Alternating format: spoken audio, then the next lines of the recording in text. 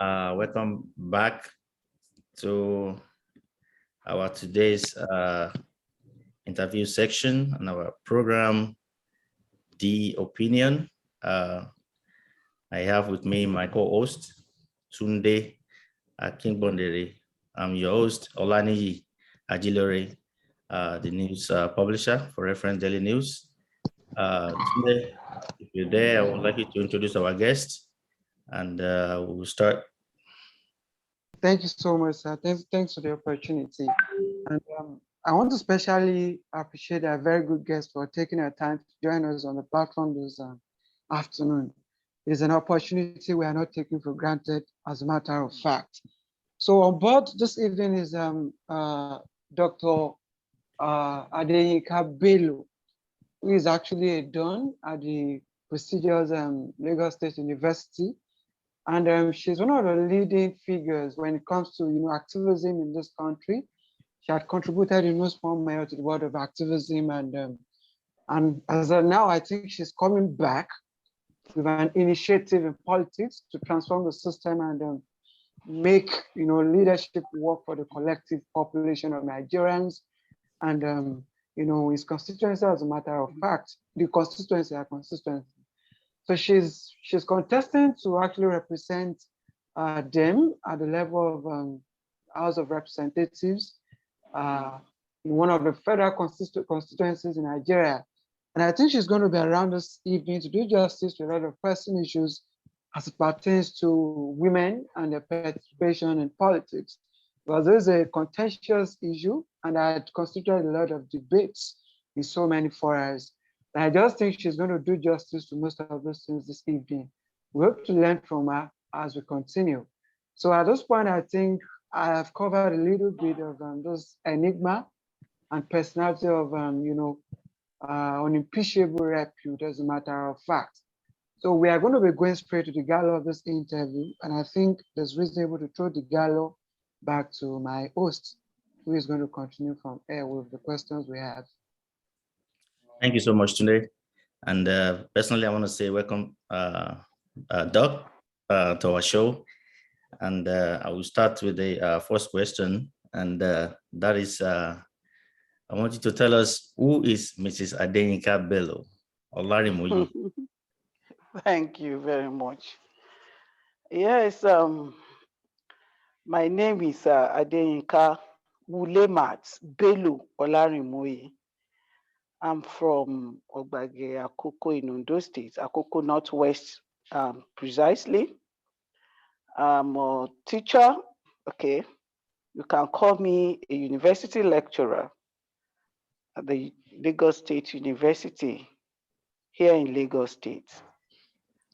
So I'm a mother, I'm a pseudo wife. I don't know what again you want to know about me. I do politics. I have great interest in politics. Okay. And I'm a cultural activist, a traditionalist, a Yoruba traditionalist, and a Muslim. So I have a very complex, view about all these things. But of course, we're going to have mainstream our discussions towards what you intend to bring to the table this evening. So I'm glad to be with you. I'm very glad. Thank you for calling me in. Thank you. I appreciate it. Yeah. Thank you so much, and it's our pleasure. And that was wonderful to see that women like you are participating in politics. That's very, very important in our society, even in the world at large. Let's dive into it. Last month, you declared your intention to contest for the House of Representative. As the Alimosho Federal Constituency, Lagos State in particular. Yes. Tell us, what are your legislative agendas? Of course, there are many legislative agendas that we need to that we need women to come on board to be able to, we have, if I don't know I don't know the direction of your question. You just asked what are the agendas that I have. I have several agendas. Yes, we would like you to just mention few and how you want to go about it. Importantly, I figure out that when we have more activists, because I used to be an activist, there are certain things that fought for or fought against over the years. So I believe that we can move from activism to actions, to participation, and bringing, into the fore some of the things we believe are not done properly. For me, I always been, seeking for more women in legislature than in executive and in judicial. Judiciary is a career than in executive part of governance. It's not as if we don't have women in politics. We have enough women, different types of women, educated, uneducated, young and old. We have them in party politics, but we are seeking for more participation for women in governance. And that was what I was trying to tell you earlier on, that we should start discussing women in governance rather than women in politics. Women are in politics, and there are many, but are women, does that translate to women in governance?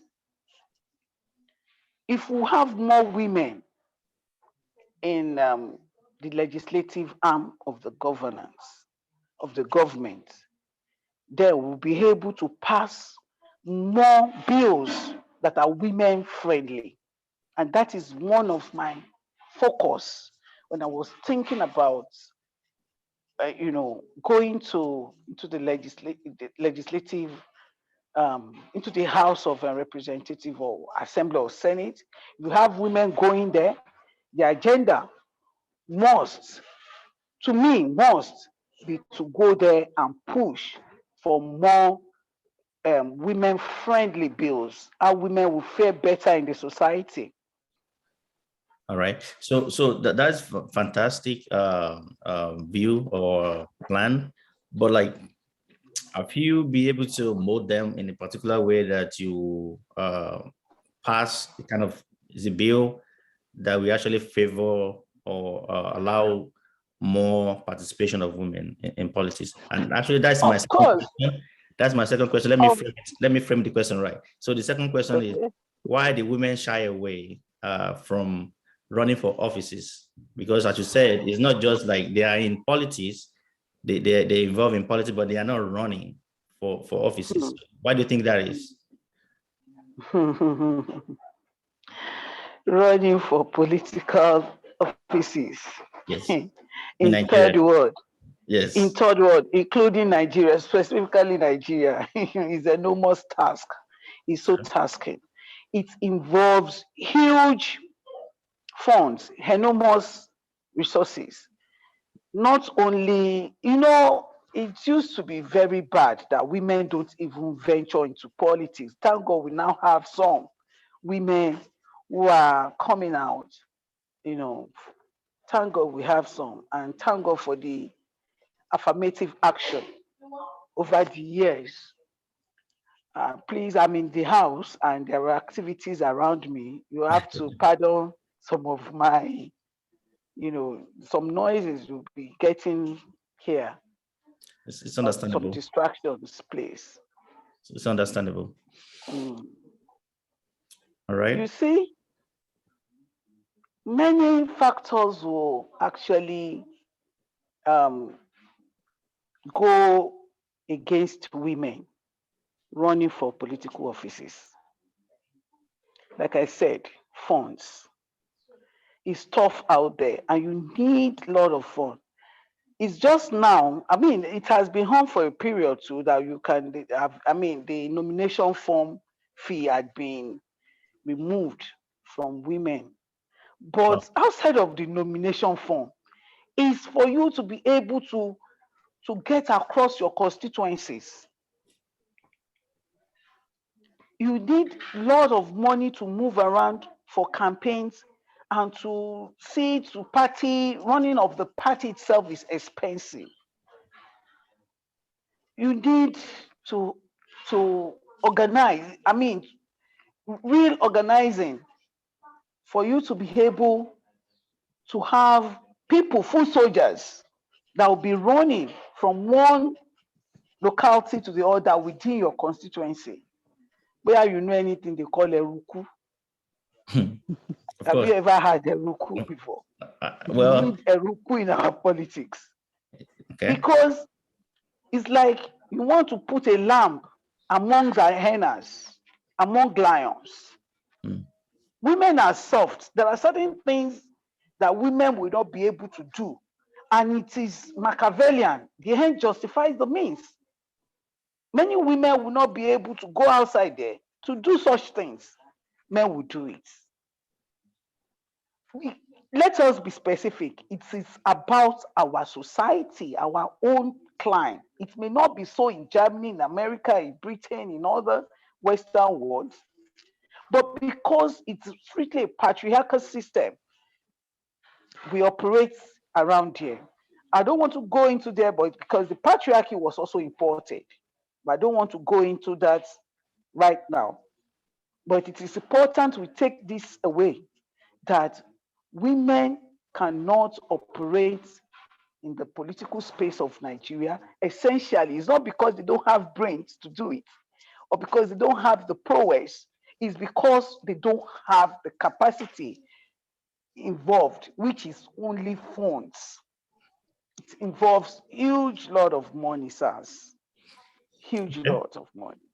All right. You know Alimosho? Do you know Alimosho? Yes, yes. Alimosho is very big. Very big, yes. In fact, it can be a state.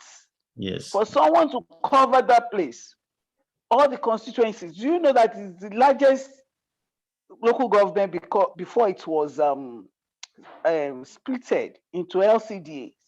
They have about 7 LCDAs coming out of that Alimosho alone. Local governments, developmental area, like 7. How do you cover it if you don't have enormous funds to do that? Okay. Thank you for the great answer. We're still going to touch that. I'm not going to guarantee that I'm not going to go back because I'm looking for something in particular. But right now, I'll let my co-host to ask you a question as well. Tunde. Yes, thank you, sir. Thanks for the opportunity, sir. So at this point, I think I'm going to be starting from where my host actually stopped. He talked about a lot of things, and I think I am going to be starting from the stopping point. While we're talking, there was this interesting thing I got to discover about you. One of them is the fact that you actually told us you are a Muslim and at the same time a traditionalist. So would you say you are combining 2 religions at the same time? That's my question. You know, I don't like discussing religion. I don't like it. I mean, it's a private thing. However, I'm a traditionalist, Yoruba traditionalist, because I have my heritage as a Yoruba woman.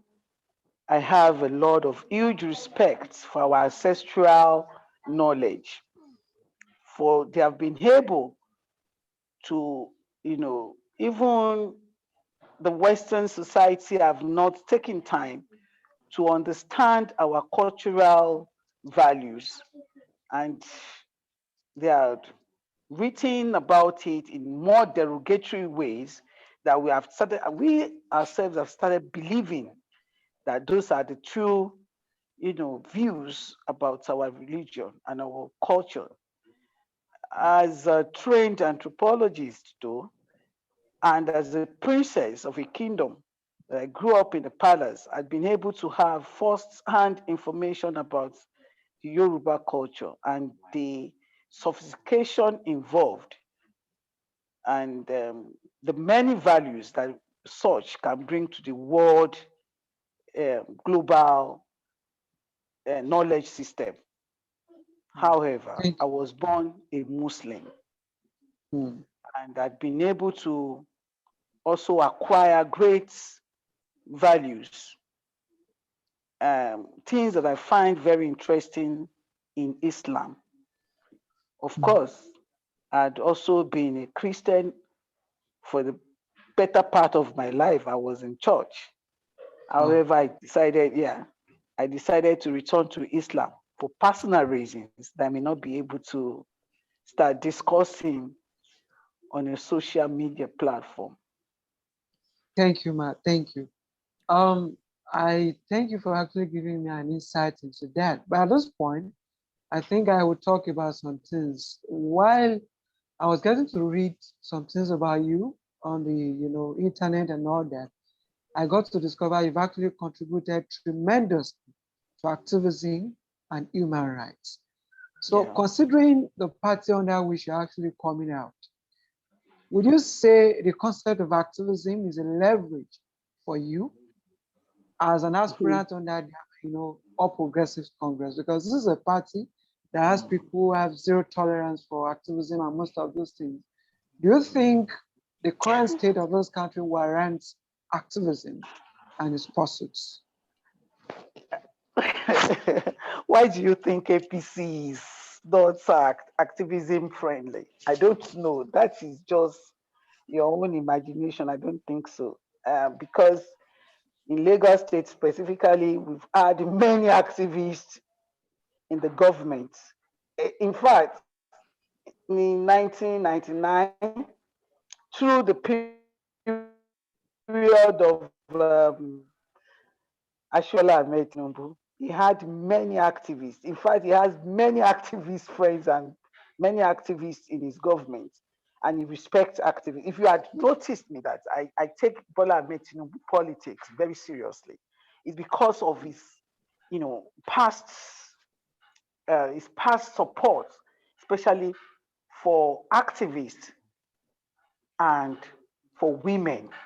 He has helped activists. Okay, but if you say that is Oshiomhole not a former Labour NLC national president? But You you are said, trying to say Ashwaju Bola Ahmed he's Tinubu not has tolerant. You said APC is not tolerant to no. I'm just activists. trying to. This is my Don't question try actually. to. What Don't I'm try trying to to. do, what I'm trying to do is to actually, I wanted to make us understand how you think activism is going to be a leverage for you as you slug it out with other aspirants at the I level of your wasn't party. bringing activism into my politics. In fact, many of my friends always tell me that do you think you can even do politics because you are too blunt to be politician? Okay, I said that I wasn't going to use my activism to leverage on anything. And I said that oftentimes my friends and colleagues think that I can't be a politician, that politician in Nigerian style, that I'm too blunt, that I'm too loving. I love people. I want everything to be good. The Nigerian politicians are not like that. Knowing that, I don't think I'll come using activism to negotiate anything. I was just an activist. I'm still an activist. But I said I was going to use to drop criticizing, to drop, fighting against, to going inside and trying to start, you know, some of my own ideologies and start bringing them to fore if given the opportunity, that I will be able to use those of many of my convictions that I think would help the society, that will help the Nigerian nation, the economic, social, cultural, systems of this nation. That if I'm able to be elected into such a position, I could help.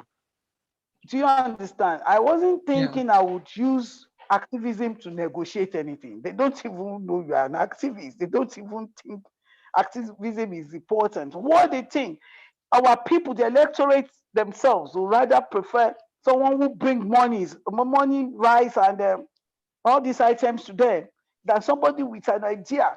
It's so you see, you are just dragging the leadership. What about the followers? What about the electorate? I mean, it's neither here nor there. Nigerian problem is not only leadership; it's also about if you are ready, if the electorates are ready to change bad representatives, they can do that easily, but they will not do it. They will not. If, okay, should I not be given the ticket in APC and I want to contest as an independent candidate, would they vote for me? But it will happen in Germany. It can happen in America. It can happen anywhere in the world. It's more civilized. I don't like using more civilized in other societies of the world, where they are tolerant to others. Not here. That in fact, right from the Electoral Act, some public servants, people like me, had been already um, taken out of the process because you have to resign 30 days. Lagos State circulate, you resign 30 days. Am I sure of getting the ticket? Will I be able to continue when I don't want to lose my job? If I resign and the ticket is not given to me, where will I go? Do you understand? It's so, I mean, it's a complex thing. It's crazy out there. It's not about activism. They don't even think you're an activist. They don't even understand activism. Some people's electoral, what do you call it now? Electoral value. I mean, it's enormous. That they will think that, I don't want to mention him, they will think an Agbero is more important than a professor in the university. Who do you think should be those in House of legislatives and Senate and assemblies, if not very, very educated, those people that can process all of these issues we've been discussing. But no, when somebody will go to the House and will not say one single word for the period of the tenure, and will come back, you give such a person, he will not sponsor any bill, he will not take any of the issues of his constituents to the House. How do you process that? And they will still get re-elected. Wow, that's just beautiful, man. I think you're talking about the reality in the current political system of Nigeria, as a matter of fact. Ma, if we're going to be frank with ourselves, one of the realities in the current political, landscape of this country is the concept of vote buying, which I think you earlier talked about briefly. One of the things that have spoiled the politics of this country as of today is the idea of vote buying, which had been internalized by both the APC and the PDP. Now, considering your, earlier, activistic strides and, legacies, would you buy votes, or would you even lobby by paying, delegates in a primary election to emerge? I don't even have the money. I don't have the money. My brother, if I have the money, maybe I will do it. So because if you want to catch a monkey, maybe you behave like a monkey. Maybe the goal is for me to get there, but I don't have the money to spend. If I have the money, let me be very sincere with you. If I have such money, like a billion to just put, like one of my leaders will say, can you put $1 billion down and put a fire on it and burn it? Maybe if I have such, I can do it. Maybe I will do it, because I would just think that the most important goal is for me to get in there and be able to change the narrative.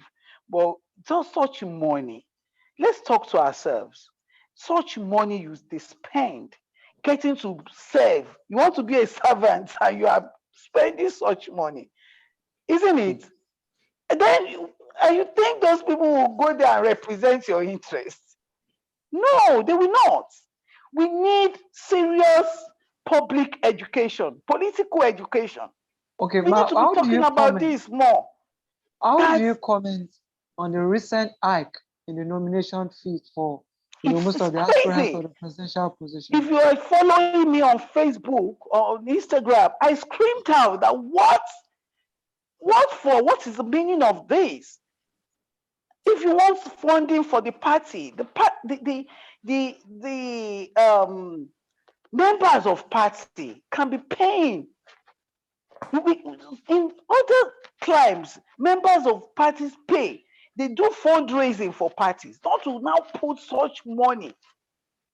Where would even a professor get 100 million to buy a nomination form? Forget the professor that is a VP. He can afford that. Ordinary professor will be able to buy a nomination form of 100 million. Then to go to the House of Representatives, you buy a nomination form of 10 million. I don't know. It's my brothers. Are you with me? Are you hearing me? Yes. It's crazy. It's crazy. Yes. We need to interrogate all of these things. We need to start shouting. They are going to make politics, of course, it's not a business venture, but they're going to make it, they're going to block sensible people that can help this nation. They may not be rich. They're going to block them out, and hooligans will take over. Armed robbers will take over. Ritualists will take over. Yahoo. They are spoiling commercializing politics. They are commercializing politics. They are. And they are turning politics into something else. It's crazy. I don't know. In fact, I don't know what to say about that. Than just to ask everybody to be saying no. And start educating people that we can have independent candidates and make them win elections with thorough organization, mobilization, grassroots mobilization. So what do you feel about the likes of our young people that are putting up their interest to actually represent this country as president? Take for example, someone like Olarinmoye, who has consistently, drummed his kind of initiatives and had fought the system right from time with his kind of radical mindsets and initiatives. Do you think our young people with time can have what it takes to take back? Omoyele Sowore is not a youth anymore. We should not deceive ourselves. You can't call me a youth anymore. Not even high. Compared to, I know what you are talking about, but Omoyele Sowore will appeal to the youth of this country. How many youths are registered? How many of them are committed to voting? I've been on field since 1999. More women vote, and then you now ask me, why are women not elected? We are talking about women. I don't want us to just to digress and start talking about youth involvement in politics. I want us to know that Omoyele himself is not a youth like that, but he will appeal to the youth population. However, there is a different, views. I mean, different classification of youth, different definitions of youth. But to me, Omoyele Sowore wants to do a serious politics. He should first of all sit down and know that politics in Nigeria is not the same as activism. You can't use it, because essentially those people that are going to support him, that may be able to have some reasons to take him serious, yes, are the youth, but they are not even registered voters. The ones that are saying are not registered voters, I see them on election days playing on the road, visiting beer parlors. I see them, I monitor elections.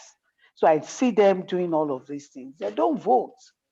So he needs to, first of all, start mobilizing his constituency, the youth that like, the youth that like his style of politics, for them to get registered first, to have voters registrations, and then we can start talking.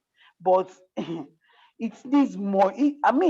To become even a councillor in Nigeria, you need money, not to talk of to to becoming the president of the nation. And that's part of what I'm saying, that it's now commercialized. When those people want to vote, they want to run election. A month to that election, you see vests, you see rice, you see all of these items flooding everywhere. Households, you see them flooding t-shirts, flooding face cap. How much would Omoyele should be able to put into material campaigns alone that will cover the whole of this country? Let's be very sincere. I wish for such a person to emerge the president of this nation, and that is sincerely, I wish for such a person. But practically, will it be achievable? Let us ask ourselves. Thank you so much, Matt. Thank you. I want to respect most of your initiatives and brilliant submissions on those platforms this afternoon. They are really inciting and they're the best of initiatives I've ever had of us at today. So the fact that you're even frank about most of those issues, you're blunt, and you talk about the fact that we just have to play the kind of politics that is being played in this country. And I think what is trying to bring about, I'm talking about Moyele Sowore as of now, that is trying to bring a kind of different style of leadership that will take time to grow. So, but conclusively, for this section of the interview, I think I'm going to ask a question. There was this kind of debate as to the declaration of the vice president of this country to contest, the presidency of this country. And you as a woman have been this kind of, you've been the protagonist of the politics of Asiwaju Ahmed Tinubu. And most of the time people talk about the fact that this woman or this man is more of a betrayer, is this or that. And then there are some other people who have come to champion a kind of argument that has countered this narrative. But recently, a lot of things have started playing out as to the, irresponsibility. I'm sorry if this is too much, or what we call the incapability of Asiwaju Bola Ahmed Tinubu to actually steer the course of this country. What would you want to say to this? As far as health, people are saying it doesn't have what it takes to steer Nigeria as a country, not even considering some of the bottlenecks, the issues on ground.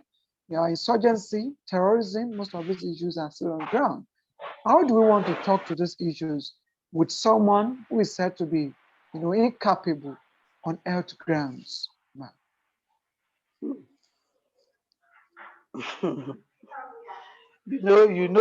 you know that I've been talking about this, or even on my page, on my Facebook page.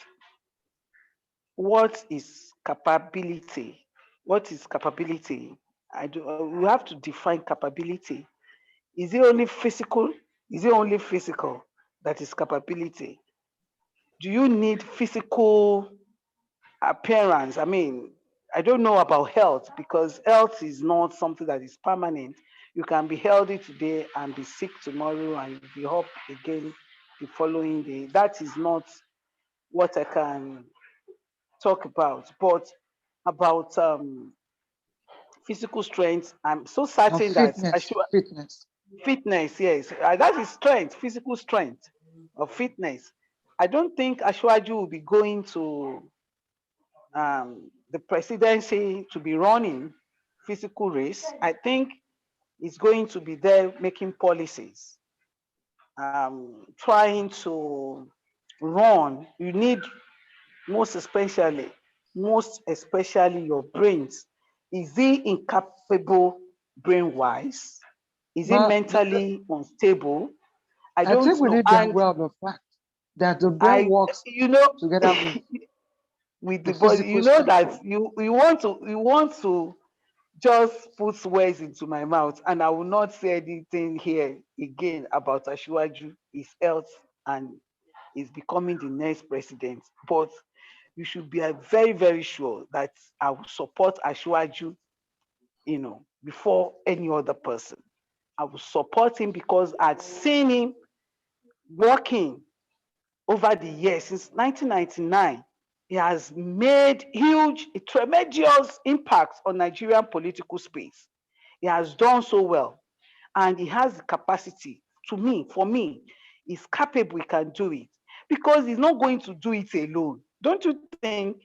He's going to bring in people who can work with him.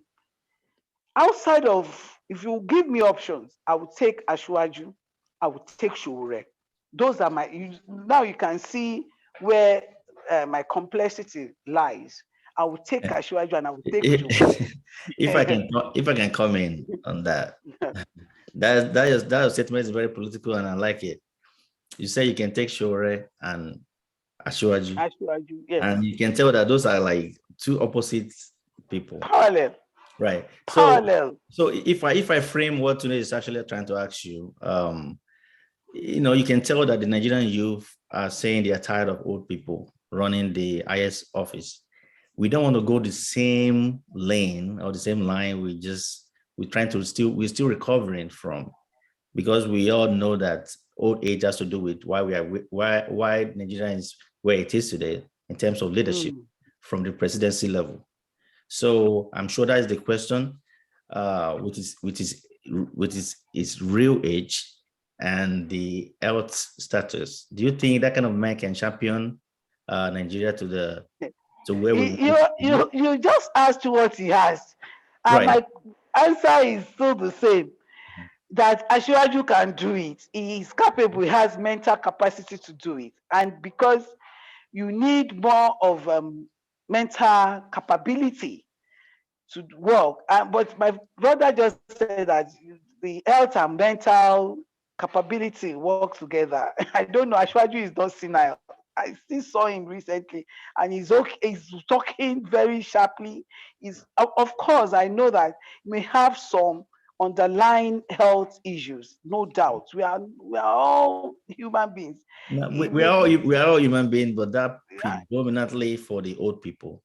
So it was, how old is Biden? Is Biden, I mean, younger than Ashwaju? Is Biden younger? Trust me, Joe Biden younger? There has been a time when, I think that was sometime last year, when Biden have to actually give the power to his VP. You see, so we already having, well, I say we because I'm here in the United States and I'm an American as well. So we're already having the effect of having an old person in the office, because trust me, Biden is old and sometimes you do forget a lot of things. And again, that is very risky. It's very risky because old age is old age. You can't help it. It's nature. So, but in a system like this, there's a system for that kind of a thing. They can easily transfer. How old do you think Ashwaju is? How old do you think Ashwaju is? Well, I can go by what it tells the media, or what it tells the people that he is. So we just celebrate Baba's, what? Is it not 70? We just celebrated. Yes, it's 70. But it's 70. 70, that's a passport age. He had a, listen, it's 70. That is the truth. Okay. That he had a new, I think a surgery. Okay. Yes, he had a surgery. Okay. And it can happen. Even younger persons can have surgery. But you brought me to speak about women in politics. You turned it to Ashwaju. Yeah, because that that is my number one. People, I'll be biased. There is nothing that Ashwaju can do. There is nothing. He cannot wrong me. Right. I'm also one of his critique. Worst critique, if I want to criticize him. But on this, I stand with him. He has the right and is capable to run for Nigeria presidency. And I had already given him my support. Okay. Everybody know I've done that. Not even this year, I've done that 2019. That I started, canvassing for support for him. Okay. And So you're I entitled cannot. to that, and that's everybody entitled to, But I like to contribute something now. Don't you just think the loyalty to Nigeria, it should be actually greater in this kind of situation, to the loyalty to an individual, because the loyalty to this country should take a preeminence. It should be more important. Don't you think that would be more better? So my loyalty to Ashwaju translates to disloyalty to Nigeria. That's not true. To me, I believe it can fix Nigeria, and that is the loyalty to Nigeria for me. I believe he can do it. So I think he can fix Nigeria. My being loyal to Ashwaju is being loyal to Nigeria, and that is that for me. You may think otherwise, but that is it for me. I believe he can fix it. He can. Trust me, he can. Okay. All right. Let's move to your agenda now. So, man, with your background, with your educational background, and even your what you do as a career, what kind of legislation would you propose to tackle? We have poor education in Nigeria, obviously. We have I would say, lack of fund in the educational sector. Of course, which probably translate to having all these ASU strike. So, what are the things that you're going to put in place to that would be my number one agenda, to be able to, to legislature, to bring bills that help, strengthen educational system in Nigeria. We need to strengthen our educational system. There is a dearth of educational, in our educational sector, right from primary to tertiary institutions. We need lots and lots and lots of work to do there. In fact, the university system needs reorganizing. They need autonomy. The university systems should just be given serious thought. That place needs in fact, from bringing someone like the minister, I don't want to mention names now. That minister, how will you bring such a person to be a minister of education? And that's part of the problems we have in Nigeria. We put a round peg in square holes. How would that person be able to help Nigeria educational system? Okay. How? So again, ma'am, we all know we have the challenges, There is a huge challenge. We want to talk about that. solution, about agendas that you have in mind, or you already put down in your manifesto that you're going to put forward to resolve all this issue, and how you're going to go about it. There is nothing that to get a memorandum from the educational sector, discuss with all the stakeholders. Okay. ASU, the committee on education. I would like to, if I'm there, then I would like to work with that committee. Though we'll have to bring all the stakeholders, do meetings with vice chancellors, with visitors to the universities, with ASU, with student bodies, with NASU, with NATS, SANU, all those groups, all the stakeholders and the bodies or professional bodies of the staff of the university. We need to sit down and be able to map out precisely what the problems are. I know that the SANU will have different problems from this ASU. Of course, ASU is a major pillar, is a major staff of a university, other support staff. So we need to bring everybody together and ask them where the problems lie, or else you cannot say that I want to go there and then I will be making laws, passing bills that will help. What are the problems? If the people will be able, we need research. We need to go in there and ask specific questions. Why is this not like that? If you get to some classrooms in the university, you wonder that you give respect to lecturers in Nigeria, the kind of classrooms we still have to manage to teach students. And many of these students will go elsewhere and they will be doing well. Right? I give it to my colleagues in the Nigeria universities. They are trying. They work twice as hard as any other lecturer in any other society of the world. We do lot of work in rain, in sun, and what is the salary like? What are they paying? A counselor earns more than a university professor. Interesting. Yes. That place is so abandoned, has been abandoned. Thank God. I want to give it to Lagos State government. They are trying their best for LASU, where I work. They are the Lagos State governor and all the officials. They are doing very fantastic well for Lagos State University. Thank God Lagos State is rich. It can afford some of the things they are doing, but we want more. We still want more. Now you can now imagine those states that that the government is not even looking at their side at all. Then we know the kind of challenges they will be having there. All right, that's great. Tunde, can you follow up with the questions? Thank you, sir.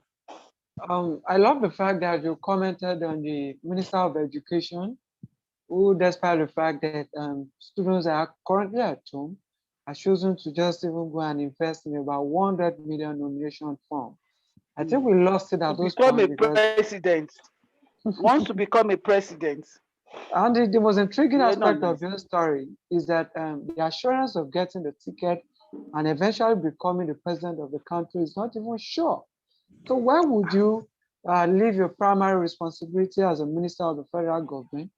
You could not resolve the issue between ASU and the federal government, but you want to go and become the president. What do you preach? What do you do at that level? So at this point, you talked about a lot of things in respect to the university education generally, and some of the things we are going to do to bring a kind of revolution in the status quo. But at this point in time, I think it is reasonable to talk about a lot of reasonable sectors. Talk about the health sector. Talk about what they are going to do to create the interest of the government in a lot of interesting things that can successfully bring the dividends of democracy to the Nigerian people. I'd like you to talk about most of these other things apart from the educational sector, ma'am. On the health sector, you want to know what I will do? Yes, ma'am, because that's the very crucial aspect. You see, the fact that we have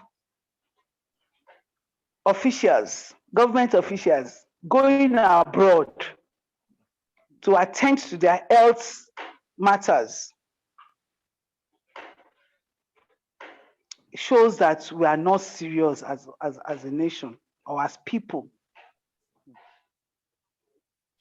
Shouldn't there be a law that will actually forbid anybody to use facilities, health facilities outside of Nigeria as government officials? Shouldn't there be law like that? Me, I'll push for such a law that we should all use our facilities. I will sponsor such a bill that we should all stay here and use federal health center in Abuja. Use the same general hospitals across Nigeria. Let all our children attend the same schools. I think it is reasonable for us to recoup ourselves and at the same time stock most of those places with novel facilities before that law can stand, man. Don't you think that is very important? We've built the law before. I'll ask for the law before the facilities are put in place. Because if you put the facilities in place, before the law. You don't know when the facilities will ever be put into those places. But if you make the law, they will be forced to put the facilities there. But would they even? I think somebody actually passed a bill like that recently at the House level, and it didn't pass through. It wouldn't. Yes. So what will you do different from the person? I was going to ask myself to such a law. I've even heard that someone has such a law. What will I do differently? Maybe I will not be able to do anything differently. Law making. It's only the law. I cannot force the federal executive members to do my biddings. It's a law. I'm there to make laws. If I can't pass such a law, then absolutely there is nothing I can do about that. I don't think that politicians should come and start lying. It's only a law. If a legislature, somebody who is going to House of Assembly comes now and tell you he wants to start constructing roads, it's not true. That is not true. You can't construct roads. You are there to go and make laws. What's your whole business with constructing roads? If I'm there, I want to. You don't have any. Then, if you are constructing roads, what will the governor be doing? If I'm going to House of Reps, it's for me to go and make laws that I think will help my people. I will not promise that when I get to House of Representatives, I will ensure that we have working health facilities in Nigeria. It's not in my purview. It's not in my power to do that. I can only promise that I will go there and be among those that can sponsor bills that will ban people from our leaders from going abroad to seek for health care. Because if they don't go there, they will be forced to equip the ones we have here and make the ones we have here work. Accessible and workable. That is what I can do.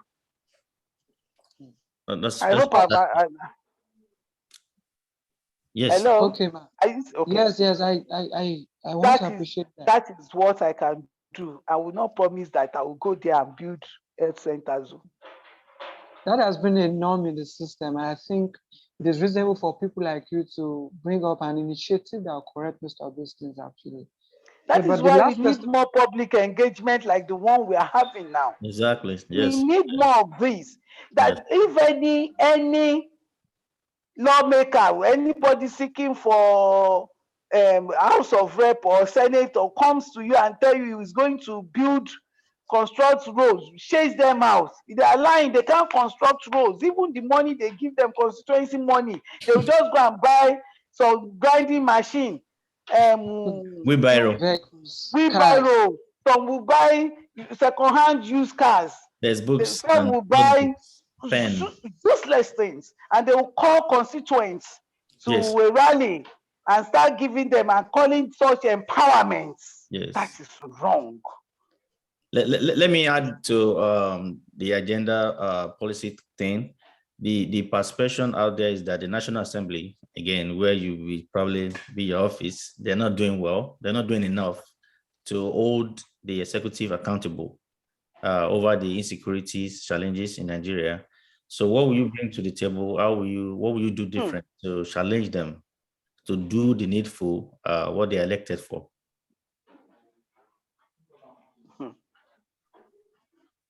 Is the question? The issue is very clear. Okay. It's very, very clear. The issue of insecurity is such that gives me all the time nightmare. It saddens me every other time. I just reflect on it.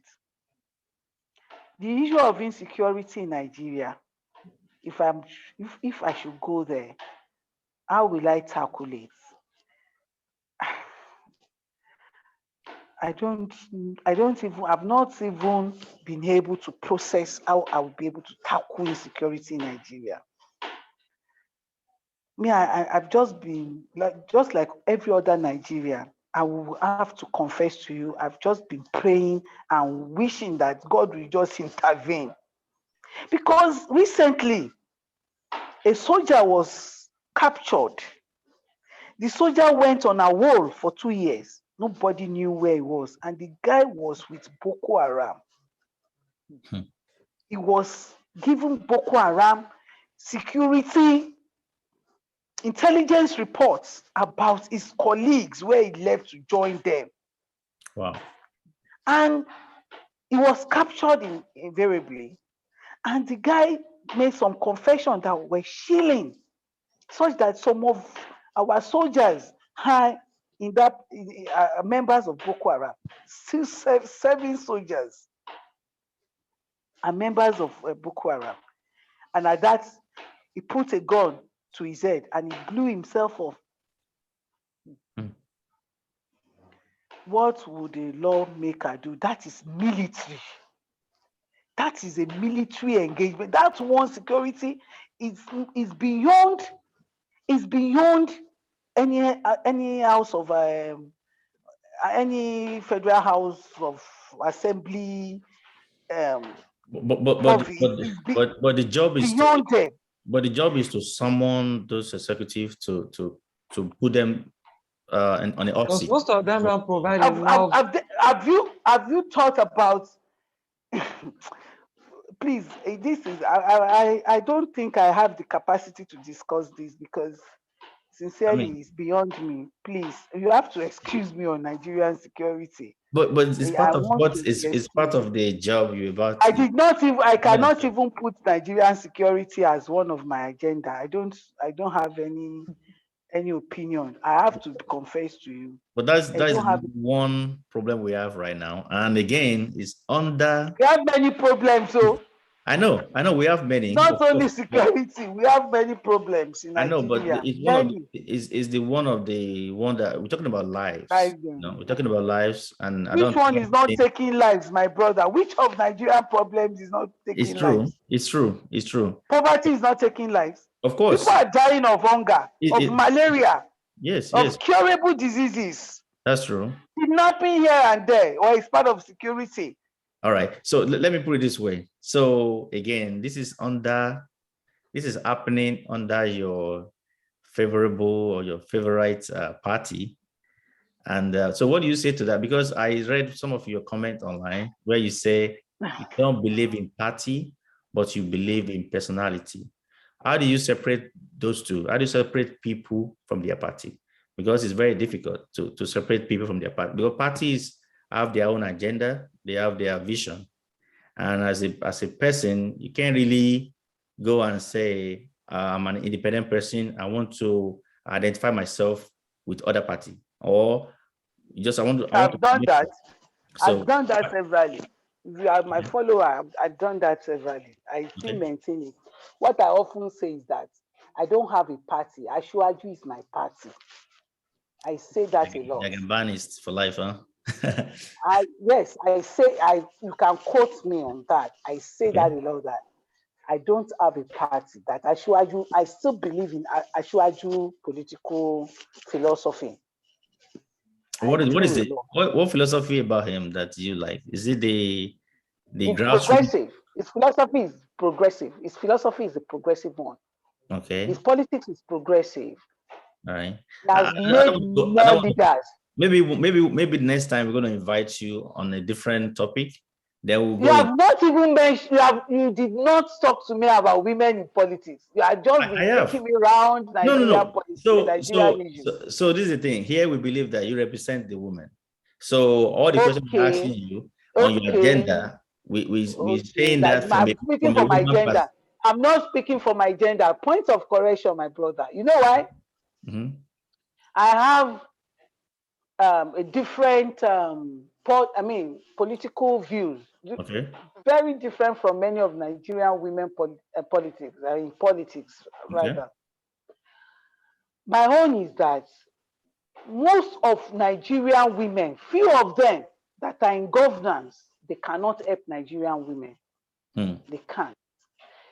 Why I say so is that those women are gatekeepers of patriarchy. Few women there. I don't have any sponsor. I don't have a godfather. I don't have a boyfriend putting money down for me to go and represent Alimosho or wherever I want to go and represent them. I don't have a father who is a politician who has money to throw around. Some people just thought that I could do it, that you have been here for some time, we have sampled your opinion, you have views that are very great that we can identify with, you make a contribution when you get there. They came and asked me. I said, I don't want to come out now. I will shock you that I'd aspired to reps in Ondo State before. Yes. I think. I'd aspired to assembly in the same state before. Okay. And I just got tired of politics around this area. I mean, this place, around Nigeria generally, because my people will prefer those with money bags to somebody with ideas. And you want something done different, you want to change when you are not changing your attitude.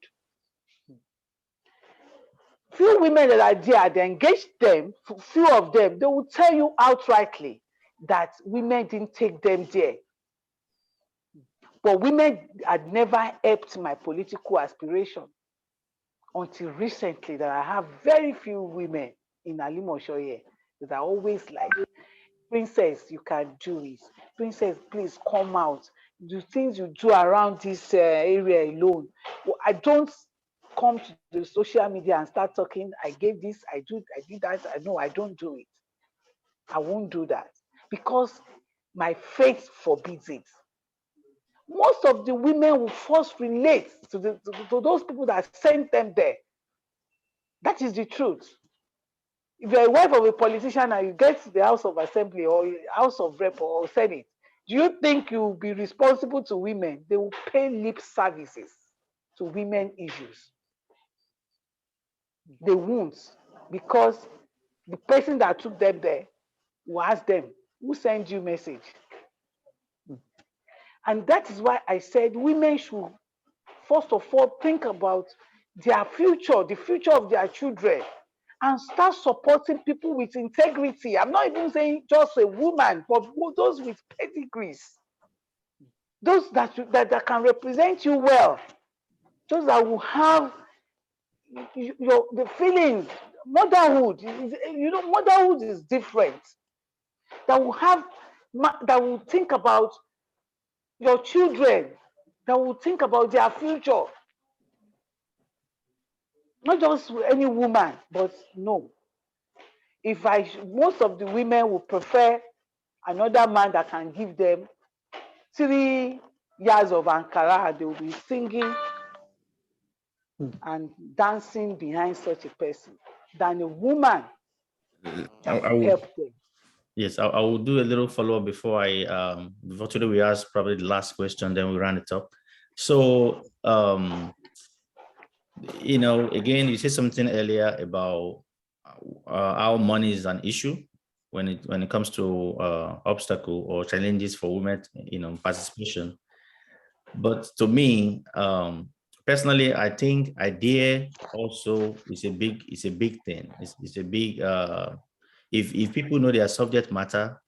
Let's say you have ideas, and having ideas one, also having ability or a way of communicating these ideas to the people, because the way I say Nigerians is that it's like trying to cure for a crazy man or a crazy person.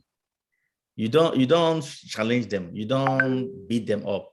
Again, they're already crazy. So we already know we've been disenfranchised, we've been in profit. There's a lot of poverty going on. So right. So how do we go around all these obstacles and see women shining, able to, because I believe in power of women. Because if women today, I also believe. Of course, I know. If women say today we want to take Nigeria from where it is today to another level, it will happen. It will happen. But I'm also praying for that day. Right. Again, to me, I stopped praying for Nigeria, long time ago, because I know it's not about praying. Why?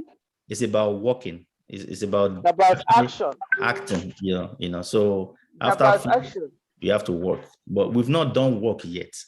All we do is complain. We complain. We know the issues. We know the problem. We know the challenges. So, We don't have the solutions. How do we do it? Yes. How do we go around all these obstacles and make things happen? So as a woman, so right now I can call you woman leader, even though there is no such thing. I know you probably don't like that title, but it's not as a woman, a mother, as you said, a Muslim that's coming out to represent people, which, of course, we're going to have men there, women there, children and youth. So how do we get by all this and still shine and still make Nigeria great or make your constituency great? What are the things you want to put in place? Because I know you're not just coming out. You're coming out because you have plan, you have solution, you have answers. So tell us those answers. Tell us, how do you talk to fellow women to say, look, we can't continue like this, as the hashtag says. What can we do to take our land back, to take our sanity back from these politicians?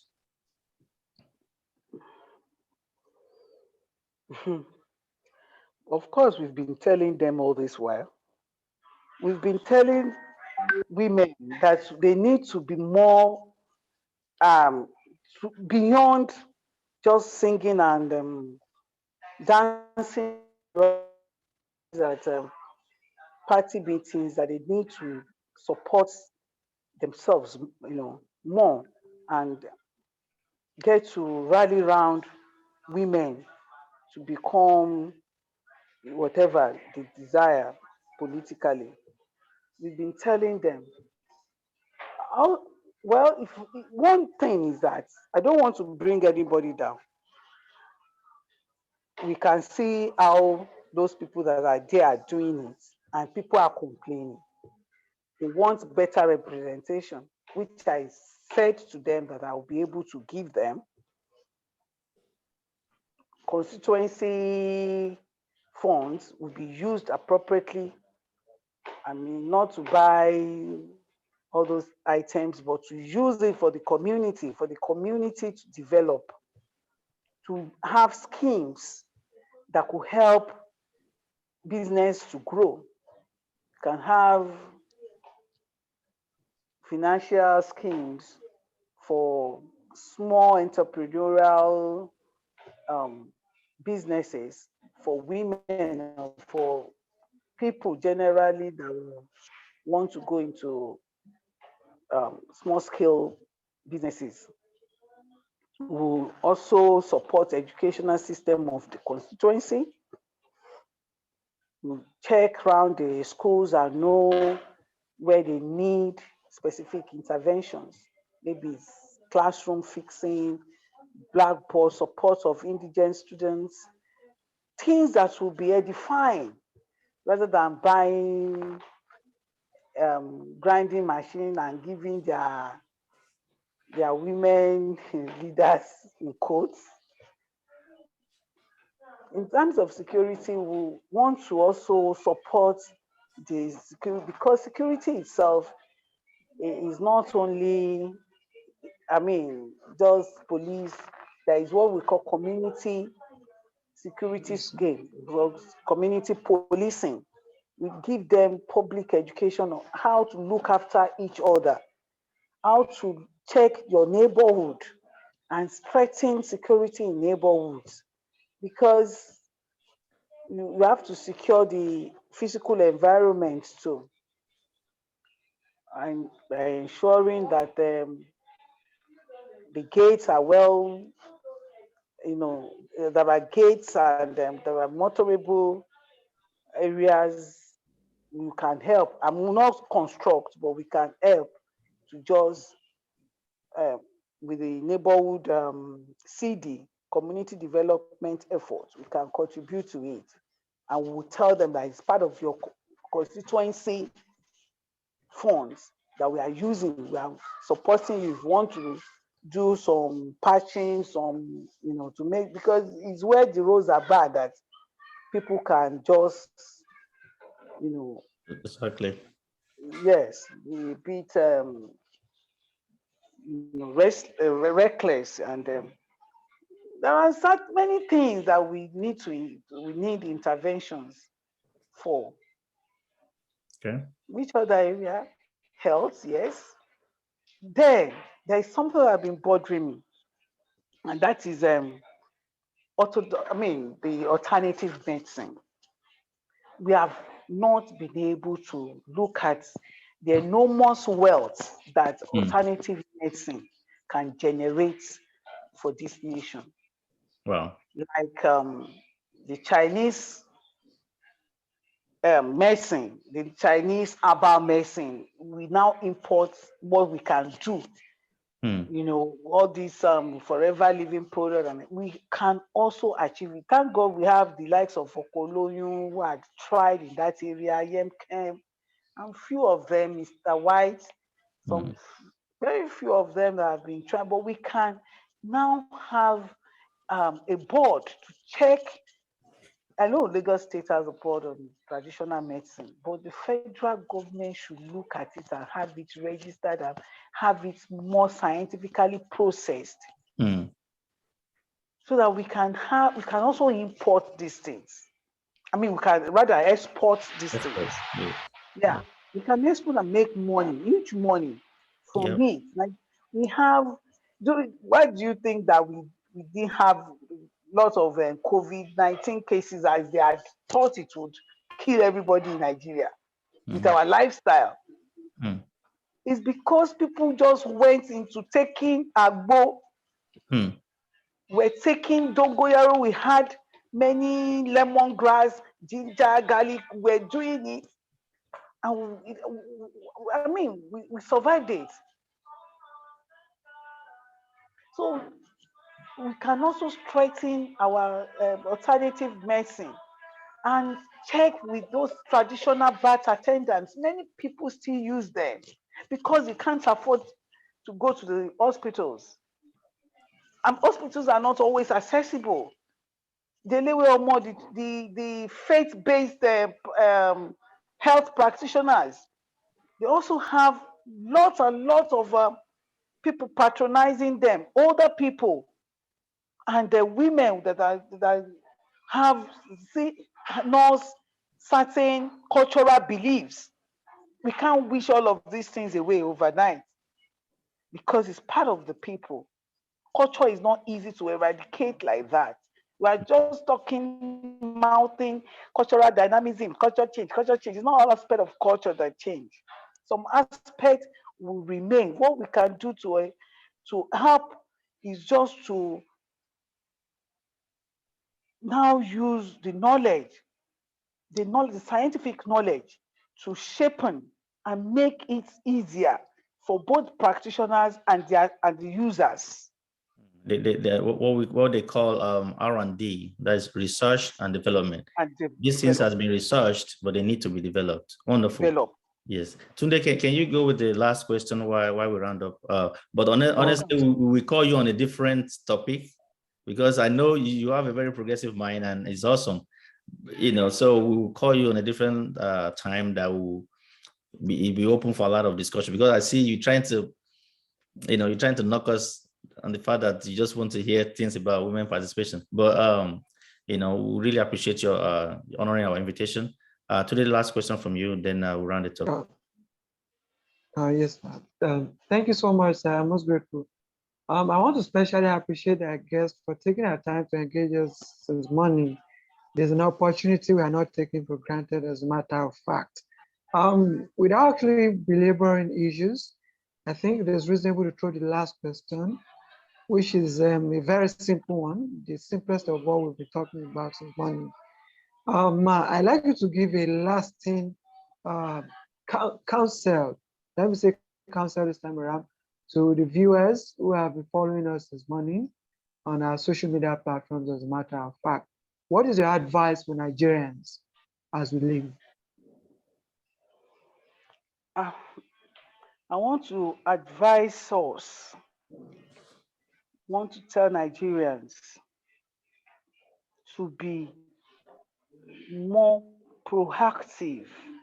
After electing leaders, take tabs on them ensure you continue to engage them. You know their houses, occupy their houses. Demand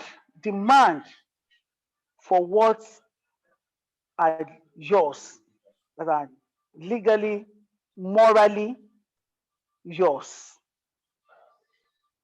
And stop them. Ask questions.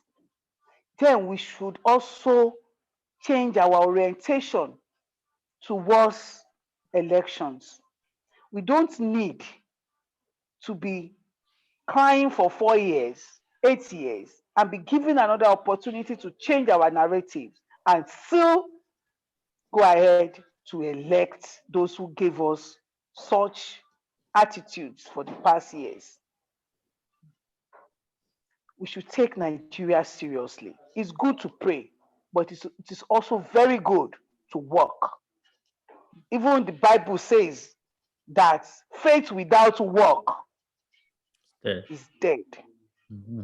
If you don't, there is nothing miracle. There is no miracle that will say that there should be electricity than for Minister of Power to ensure that that sector works. There is no miracle, no sticker that you put on your gas that will make you have gas throughout the year. It's not true. All this, we should just disabuse ourselves of all of this. I don't know, diabolical thinking. It's diabolic. We think diabolically more than logical. We should be more logical. We should do our part. Also, the leaders are not doing well enough, but the followers too need to do well for themselves. Nigerians, we need to love ourselves more. I often ask, of course, I'd ask for Yoruba Nation. I think you were going to ask me a question about Yoruba Nation. You never did. I'd asked of Yoruba Nation. It would have been nice. However, I'd also questioned, I'd queried myself that should we get a Yoruba Nation, would Yoruba Nation be different from Nigeria Nation? What would be different? So I concluded, after asking my question, I couldn't answer that question. I concluded that our problem is not ethnic, but class. The power, the class struggle is the issue. Those in power versus others. Those in power, the leaders versus the masses. We should get all of this straight, and please help Nigeria to be great. Happy May Day. Happy May Day, brothers. Thank you so much.